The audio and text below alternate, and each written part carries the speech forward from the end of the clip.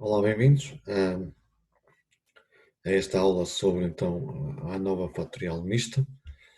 Vou começar por colocar então o PowerPoint que vocês têm acesso aos slides. E portanto, uma ANOVA fatorial mista é essencialmente quando vocês têm um fator de amostras independentes e um segundo fator de medidas repetidas. Chama-se fatorial mista porque quando nós temos algo deste género, então nós temos uma mistura de uma ANOVA de amostras independentes com uma ANOVA de medidas repetidas. E portanto, como eu estava a dizer, então quando temos fatores de amostras independentes simultaneamente com fatores de medidas repetidas, nós designamos isto por ANOVAs fatoriais mistas.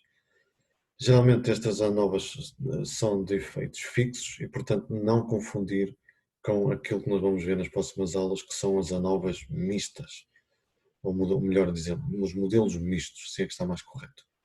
Quando nós falamos de modelos mistos, que é outra técnica muito utilizada na área da estatística, é quando nós temos simultaneamente fatores fixos e fatores aleatórios. E estes fatores fixos e estes fatores aleatórios podem também ser de amostras independentes ou de medidas repetidas. Mas aqui nós para já estamos a falar de uma situação de uma ANOVA fatorial mista, ou seja, de amostras independentes e de medidas repetidas, essencialmente numa situação de efeitos fixos. Portanto, não estamos a considerar para já uma situação de efeitos aleatórios. E, portanto, uma ANOVA de dois fatores fatorial mista, como eu tinha dito, contém um fator entre sujeitos e um fator dentro de sujeitos. Um fator entre sujeitos geralmente é de amostras independentes e um fator dentro de sujeitos geralmente é um fator de medidas repetidas. No entanto, este tipo de ANOVAs, estas ANOVAs fatoriais mistas, são um caso particular de um desenho chamado de split plot, que foi inicialmente introduzido na agricultura, para testar diferentes desenhos experimentais na agricultura. Este split plot evoluiu e, portanto, agora nós podemos aplicar este split plot a qualquer tipo de áreas, desde a engenharia à área da saúde.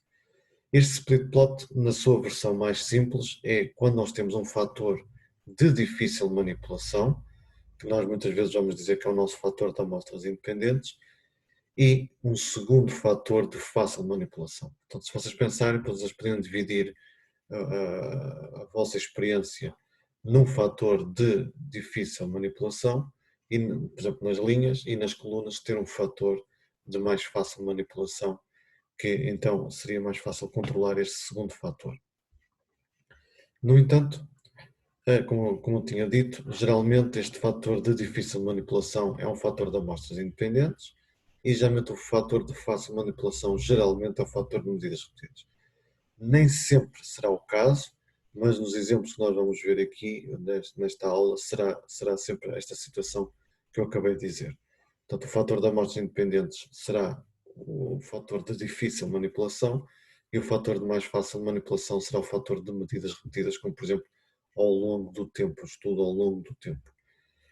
E portanto, nós sabemos isto também, que uma alternativa aos modelos fatoriais mistos é a utilização de múltiplas ANOVAs em simultâneo, designadas então por MANOVAs. Também já tínhamos visto que a MANOVA também poderia ser uma alternativa a um desenho de medidas repetidas. E portanto, um desenho de split plot essencialmente divide a experiência em lotes, portanto o fator de difícil manipulação, e cada lote é dividido em sublotes ou parcelas.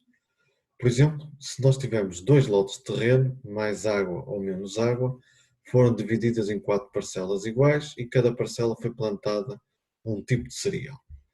E, portanto, a variável medida ou a variável dependente é a produção obtida nessa parcela. Reparem que esta combinação A1B1 e A2B1, apesar de ser dois lotes diferentes, vai ser o mesmo cereal a ser neste caso, plantado. E, portanto, este fator, este B1 que está aqui, dentro da parcela, acaba por ser um fator de medidas repetidas, porque é o mesmo cereal que está a ser testado nas diferentes condições. E a mesma coisa acontece aqui no B2, é um segundo cereal, mas está a ser testado no lote A1 e no lote A2. E, portanto, enquanto o lote A1 e o lote A2 são de amostras independentes, portanto, porque é um terreno que tem mais água ou terreno que tem menos água, portanto, não pode ser simultaneamente mais e menos água, portanto, ou é mais água ou é menos água. No caso da parcela, é o mesmo cereal que está no lote A1 e no lote A2. Portanto, nós tínhamos visto que amostras independentes, geralmente nós utilizamos a palavra ou é do sexo masculino ou é do sexo feminino, enquanto nas medidas repetidas nós utilizamos a palavra e, que é então, quer dizer então que é simultaneamente nos dois sítios. É, o mesmo sujeito foi medido no antes e no depois. Portanto, acaba por ser, tem que ser sempre os mesmos sujeitos a serem medidos nestas condições. E, portanto, aqui eu posso dizer que esta parcela B1 foi medido, é o mesmo cereal, foi medido nos dois lotes. Então, depois posso comparar se há diferenças de cereais ou então se, neste caso, se há diferença de cereais nos lotes A1 e no lote A2. E, portanto, podemos ainda aumentar esta experiência incorporando um terceiro fator. E esse terceiro fator pode ser de amostras independentes, pode ser de medidas repetidas, tudo vai depender daquilo que o investigador quer provar. Por exemplo, aqui neste caso, cada parcela foi dividida ainda em dois tipos de fertilizante. E, portanto, nós vemos aqui que o mesmo cereal foi medido nos dois tipos de fertilizante e foi avaliado aqui desta maneira. E, portanto, aqui neste caso, este tipo de fertilizante acaba por ser também de medidas repetidas. Ok? E, portanto, nós estaríamos aqui numa ANOVA de 3 fatores, fatorial mista, em que tínhamos um fator de amostras independentes e 2 fatores de medidas repetidas. E, portanto, são este tipo de situações que nós vamos ver nesta aula, durante esta aula deste vídeo. Portanto, nós, neste exemplo que nós tínhamos um fator de amostras independentes, tipo de solo, e 2 fatores de medidas repetidas, o fator B, o tipo de cereal, e o fator C, o tipo de fertilizante. Existem muitos desenhos experimentais onde os dois fatores podem ser ambos de amostras independentes, como já vimos, ambos de medidas repetidas, e um fator de amostras independentes versus um fator de medidas repetidas. Também podemos pensar que nós temos muitos desenhos de 3 fatores, onde todos eles podem ser de amostras independentes, todos eles podem ser de amostras de medidas repetidas, mas depois aquilo que torna este tipo de abordagem mais interessante é que numa ANOVA de 3 fatores eu posso ter 2 fatores de amostras independentes e um fator de medidas repetidas, ou então só ter um fator de amostras independentes e ter 2 fatores de medidas repetidas. Em experimentação humana ou animal, cada combinação pode ter então ainda várias réplicas. Portanto, dentro desta combinação aqui, eu podia ter os vários participantes dos sujeitos ou dos animais que estiveram nesta combinação A1-B1. E, portanto, acaba por ser, de certa maneira, o caso mais geral é, em vez de ter só um sujeito em cada uma das combinações, ter R sujeitos nas diferentes combinações. Muitas vezes, num desenho experimental de 2 fatores mistos, onde o fator de medidas repetidas acaba por ser o tempo, ao longo do tempo, o antes, depois, passado 6 meses. E eu quero, por exemplo, saber se os homens e as mulheres responderam de forma igual, por exemplo, a uma toma de um medicamento. E, portanto, muitas vezes então será considerado um desenho longitudinal. Este desenho permite estudar a evolução de uma patologia ou de uma doença ao longo do tempo por uma variável de amostras independentes.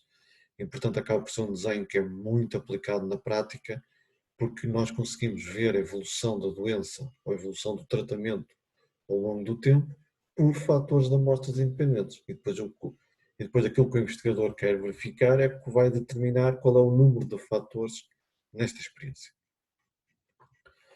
Portanto, vamos começar aqui com o primeiro exemplo. Num estudo de reconhecimento de formas geométricas em estruturas, considerou-se 2 fatores. Nós temos a forma geométrica triângulo, quadrado, retângulo e o segundo fator foi o curso que o estudante estava a ter, psicologia ou engenharia. Todos os participantes foram testados nas 3 formas geométricas e o número correto de acertos foi contabilizado. Portanto, apresentava-se uma estrutura e perguntava-se então que que figura geométrica é que mais se aproximava daquela imagem que estava a ser utilizada. Neste caso, o fator curso do estudante será considerado de amostras independentes, porque um estudante ou está em engenharia ou está em psicologia, enquanto as formas geométricas serão consideradas um fator de medidas repetidas, porque todos os estudantes foram testados em todos os níveis deste fator. Isto é, todos foram testados na situação de triângulo, todos foram testados na situação quadrado, todos foram testados na situação retângulo. E, portanto, numa nova mista, neste caso de dois fatores, vai haver sempre dois tipos de erro. O erro associado ao fator de amostras independentes e o erro associado ao fator de medidas repetidas, que é tal e qual como nós vimos nas aulas anteriores, quando nós só tínhamos uma experiência de amostras independentes ou quando nós só tínhamos uma experiência de medidas repetidas. O modelo matemático vai ser dado desta forma, portanto é um modelo matemático que nós, de certa maneira, já conhecíamos, em que o valor do αi representa então o efeito do fator A, o meu βj representa o efeito do meu fator j, aqui representa a interação dos dois fatores e, tal e qual como acontecia numa manobra de medidas repetidas, eu posso incorporar então o fator sujeito. Fator sujeito ou fator bloco, como muitas vezes aparece na literatura. Quando incorporo o fator sujeito, posso incorporar a interação do fator A com o sujeito, do fator B com o sujeito, da interação do fator A a B com o sujeito, mais o determinado erro aleatório que aparece sempre nos modelos probabilísticos, que têm uma distribuição normal de média zero e variância sigma quadrado. E, portanto, aqui nós temos este modelo que essencialmente é uma combinação de uma ANOVA de dois fatores com a incorporação do fator sujeito. Não se esqueçam que a incorporação do fator sujeito vai permitir ter um maior controle sobre a ANOVA que nós estamos a medir. Portanto, de certa maneira, o fator sujeito acaba por reduzir um pouco a variabilidade do estudo quando comparado com uma ANOVA de dois fatores simplesmente de amostras independentes. E, portanto, como eu estava a dizer aqui, o modelo, à primeira vista, parece idêntico a uma ANOVA de dois fatores de medidas repetidas, mas a partição dos efeitos é feita de maneira diferente, porque vai haver duas fontes de erros. Vai haver uma fonte de erros associada a amostras independentes e uma segunda fonte de erros associada ao fator de medidas repetidas. No entanto, as hipóteses estatísticas são iguais às ANOVAs que nós vimos anteriormente. Temos então o fator A, que é não há diferenças entre os níveis dentro do fator A, que tem A níveis, tem A pequenos níveis, enquanto na hipótese alternativa existe pelo menos um dos níveis cujo seu efeito é diferente de zero. Temos o fator B, temos a interação dos dois fatores e geralmente os resultados são apresentados numa tabela deste género. Nas hipóteses estatísticas nós podíamos incluir o fator sujeito, mas tal não ia não ia ser muito interessante, porque de certa maneira o que nós iríamos estar a ver era se a média dos sujeitos é igual ou se a média dos sujeitos, existe pelo menos um sujeito que é diferente em média dos outros. E, portanto, geralmente essa hipótese estatística não é costume analisar. E, portanto, nós temos aqui então, vamos ter duas fontes de variação entre sujeitos, portanto aqui estamos a falar de amostras independentes, dentro de sujeitos estamos a falar do fator de medidas repetidas, o sujeito entra aqui, aparece aqui sempre com a sigla S, e portanto aqui nós temos o fator A, nós temos então a soma dos quadrados do fator A, os graus de liberdade, temos associado o seu erro, portanto o erro vai ser, de certa maneira, a interação entre o fator A e o sujeito e, portanto, nós podemos calcular aqui o valor do F0, que é a nossa estatística, o nosso resultado do valor observado na estatística do teste e que não é mais do que o rácio da média dos quadrados do fator A a dividir pela média dos quadrados do seu erro. Aqui, no caso do fator dentro dos sujeitos, temos o fator B. E agora reparem, uma coisa que eu queria chamar a atenção é que sempre que uma das componentes da interação for de medidas repetidas, ele vai aparecer dentro do grupo, dentro dos sujeitos. E, portanto, isto é uma das características de uma ANOVA fatorial mista, é que basta uma destas componentes ser de medidas repetidas para ele surgir dentro da tabela associado, então, ao fator B. Portanto, aqui o que é que nós temos aqui? Temos, então, o fator B, temos a interação de A por B e temos então, o erro, que vai ser a interação do sujeito, do fator sujeito, do fator B com o sujeito. E, portanto, temos aqui, de certa maneira, as nossas componentes desta nova de medidas repetidas e, como nós vamos ver, vamos ter 3 testes de hipóteses, um associado ao fator A, um associado ao fator B e um associado à interação de A por B. Portanto, aqui neste caso, a nova vai ser apresentada nesta tabela que está aqui e, portanto, é isto do ponto de vista inferencial que nós temos de uma ANOVA. E, portanto, como acontecia numa ANOVA de medidas repetidas, neste tipo de ANOVA também não é possível calcular a estimativa de variância do erro aleatório devido ao fator de medidas repetidas. E, portanto, de certa maneira, não vai ser possível calcular diretamente ou estimar diretamente o valor da variância ou da variância do desvio padrão do erro. Vamos ver aqui um outro exemplo. Temos aqui num estudo sobre ensino com crianças de necessidades especiais, foi testado o efeito de reforço positivo na aprendizagem das tarefas básicas. No grupo de controle foi dada a mesma quantidade de apoio, mas não houve um reforço positivo, enquanto que no grupo experimental houve um reforçar positivo da tarefa. Dizer, por exemplo, algo deste género que fez com que a tarefa estava muito bem feita, etc. As crianças foram pontuadas por um avaliador experiente sobre a sua autossuficiência com uma escala de 1 a 10, em 2 momentos, antes e depois do programa.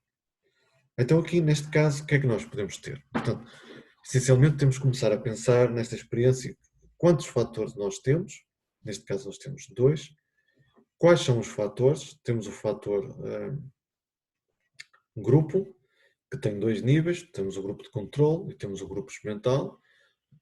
Tipicamente parece que as crianças que estavam no grupo de controle são diferentes dos que estavam no grupo experimental, portanto é um fator de amostras independentes.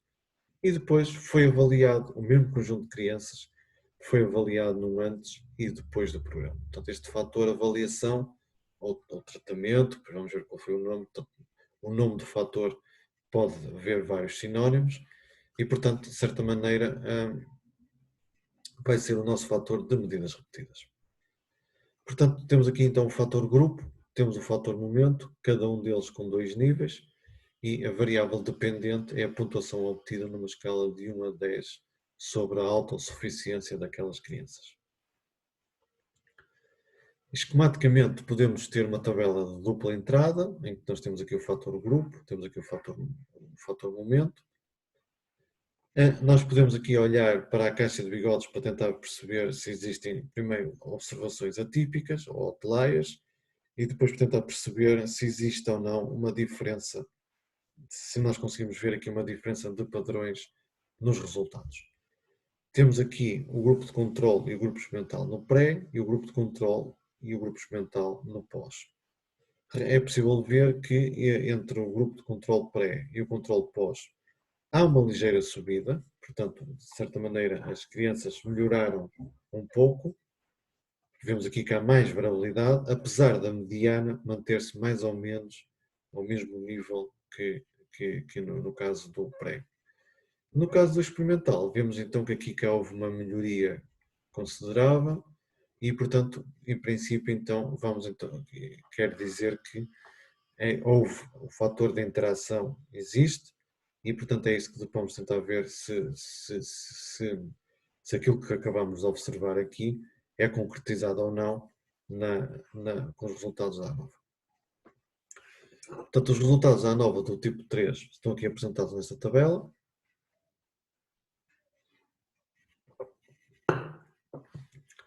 Chama a atenção que Aqui o intercept geralmente não tem uma informação para nós numa tabela da ANOVA que seja muito relevante.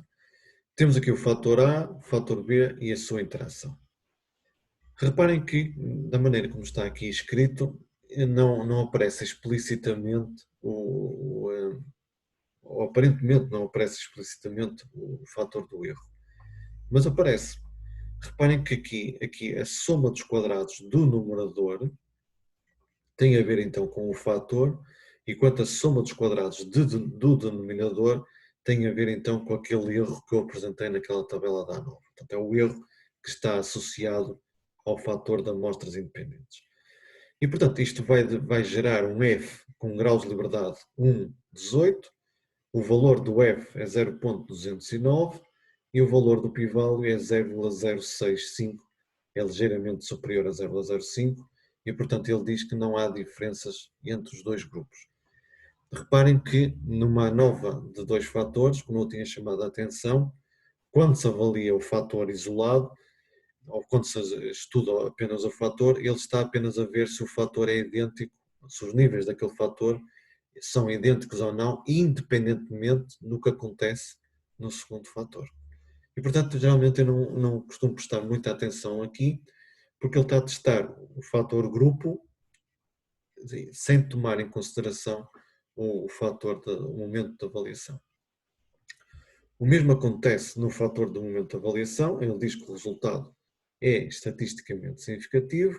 Neste caso, os graus de liberdade são idênticos por uma questão de combinação dos dois grupos, portanto, neste caso, seria o número de grupos menos 1, e aqui no caso deste valor aqui, seria então, aqui o cálculo iria dar 18, que é só, neste caso seria então, seria n menos 1, portanto eu teria 10 sujeitos, 10 menos 1, 9, a multiplicar então pelo número de níveis menos 1, e portanto então daria o produto deles, daria então o valor 18. Se não, é uma questão de verificar como é que é feito o cálculo dos graus de liberdade na tabela para verificar se os resultados estão certos ou não. Então eu aconselho que façam sempre isso para verificar que os graus de liberdade estão corretamente identificados. Finalmente, eu tenho aqui o valor do F, ele diz que é estatisticamente significativo, mas em sua interação vemos que o valor do F acaba por não ser novamente 0,06, não se esqueçam que está multiplicado por 10, não estava menos 1, portanto 0,622 e o resultado não é estatisticamente significativo. E portanto, de certa maneira, o que eu vou começar aqui apenas indico que o fator tempo é significativo, só vale a pena calcular o R quadrado, a proporção de variabilidade explicada para os resultados que são significativos. E de certa maneira, então, vamos começar a validar os pressupostos. Os pressupostos de uma ANOVA de dois fatores mista vai buscar os pressupostos de uma ANOVA de amostras independentes a multiplicar e também vai buscar o fator de ANOVAs de medidas, os pressupostos das ANOVAs de medidas repetidas. Ou seja, aqui neste caso vamos ter três pressupostos: normalidade dos resíduos, homogeneidade da variância e o critério da esfericidade, que é o de medidas repetidas. A nível dos pressupostos da normalidade dos resíduos, nós, tal e qual como acontecia num fator, numa situação de medidas repetidas, eu tenho que analisar o que acontece na situação multivariada, ou seja, se tem uma distribuição normal multivariada, e na situação univariada. Na situação multivariada, ele avalia o skewness, o grau de desviamento, e o kurtosis, o grau de achatamento. E, portanto, ele vai avaliar, e se ambos forem, se provar que ambos não se rejeita H0 em ambos, quer dizer então que numa distribuição normal multivariada vai ter então, é verdade que a normalidade dos resíduos está verificada. No caso podemos também verificar, no caso do univariado, e o que ele vai verificar, então ele vai verificar as duas variáveis que nós temos de medidas repetidas, y1 e y2, peço desculpa, vai verificar, obviamente vai verificar a situação da variável, da variável dependente, neste caso nós temos duas variáveis dependentes, e vai então verificar que também tem distribuição normal nos dois casos. Portanto, aqui neste caso, a normalidade dos resíduos foi verificada, quer na situação de distribuição normal multivariada, quer na distribuição univariada. Temos o pressuposto da homogeneidade de amostras independentes e vemos que aqui não houve nenhum problema, porque então, quando em ambos os casos, o valor de Criválio é superior a 0,05 e, portanto, não se rejeita H0 e, portanto, dizemos então que as variâncias são idênticas quer para a variável dependente 1, quer para a variável dependente 2. A esfericidade para o fator de medidas repetidas. Quando só existem dois níveis, então, como nós tínhamos visto, o critério de Moseley fica automaticamente validado e, portanto, de certa maneira não vai aparecer o R, não vai produzir cálculos quando acontece neste caso, porque nós sabemos que a matriz de variância e covariância, quando nós só temos dois níveis, é automaticamente simétrica. E, portanto, a simetria da esfericidade acaba por estar verificada. Quando existem mais do que um fator em simultâneo, muitas vezes é conduzido um estudo que é designado por defeitos simples. Portanto, isto é de certa maneira, nós não tínhamos feito esta parte ainda nos outros tipos de ANOVAs, quando nós temos ANOVAs mais do que um fator, mas nós podemos fazer isto quando temos mais do que um fator em simultâneo. E, portanto, este estudo consiste em fixar um dos níveis do fator e repetir a análise para o segundo fator. E, portanto, esta abordagem é essencialmente útil quando existem mais do que um termo de erro nas ANOVAs. Portanto, neste caso, esta abordagem irá aparecer mais vezes quando nós temos uma ANOVA 2 fatores mista, mas poderíamos ter feito isto quando nós temos uma ANOVA 2 fatores de amostras independentes ou uma ANOVA 2 fatores de medidas repetidas.